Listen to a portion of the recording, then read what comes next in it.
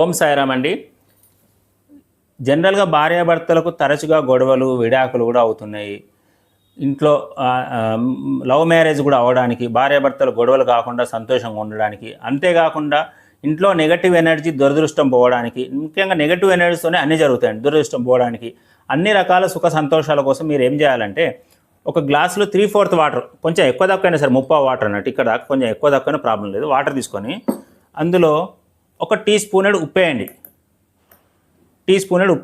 ఉప్పేసి ఇలా కలపండి.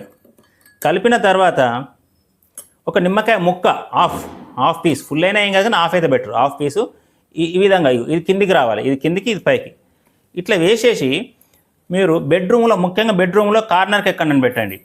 వీలైతే ప్రతి రూమ్లో పెట్టుకోవచ్చు, లేదా బెడ్రూమ్లో పెట్టుకోండి. దీనివల్ల ఏంటంటే భార్యాభర్తల మధ్య సఖ్యత, ప్రేమించిన వాళ్ళు దూరం అయితే మళ్ళీ దగ్గరయ్యే అవకాశం, ఆర్థిక సమస్యలు పోతాయి, వ్యాపారం బాగా నడుస్తుంది, అన్నిటికీ మంచిది. మరి ఇది ఎప్పుడు మార్చుకోవాలి?